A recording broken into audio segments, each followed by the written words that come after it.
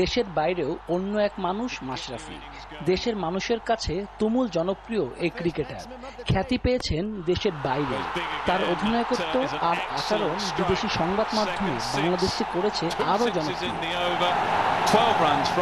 পায়ের ইনজুরি নিয়েও খেলেছেন দেশের জন্য, আর তাই তো তিনি বাংলাদেশের ক্রিকেটে সবচেয়ে সফল এবং জনপ্রিয় অধিনায়ক।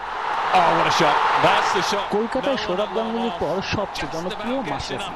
তার মনোনয়ন পাওয়ার পর অনেকটাই নিশ্চিত ছিল সেরা বাঙালির পুরস্কার আসছে ঢাকায়।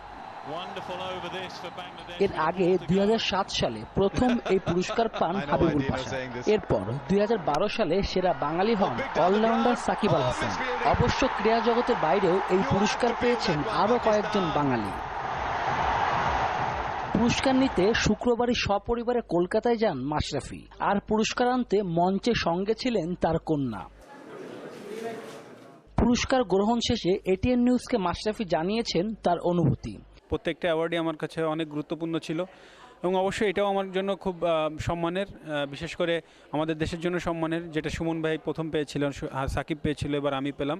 কারণ বাংলাদেশ থেকে এসে এখানে, অবশ্যই দুইটা বাংলাই এক, বাট তারপরেও বাংলাদেশ থেকে এসে এখানে এসে অ্যাওয়ার্ড পাওয়া, এটা অবশ্যই আমাদের দেশের জন্য ভালো ব্যাপার।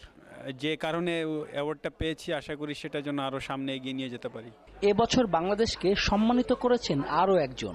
অভিনয় ক্যাটাগরিতে ভারতের তারকাদের হারিয়ে সেরা হয়েছেন জয়া আহসান। শুধু বাংলাদেশেই নয়, কলকাতাও মাশরাফির রয়েছে সমান গ্রহণযোগ্যতা। তারই প্রমাণ এবিপি আনন্দ সেরা বাঙালি খেতাবে ভূষিত হয়। ক্রিকেট মাঠে গোটা বাংলাদেশকে আনন্দে ভাসিয়েছে অনেকবারই। এবার এই অ্যাওয়ার্ডের মাধ্যমে প্রকাশ পেল মাশরাফি কতটা জনপ্রিয়। শুভ দেবনাথ, এটিএন নিউজ, কলকাতা।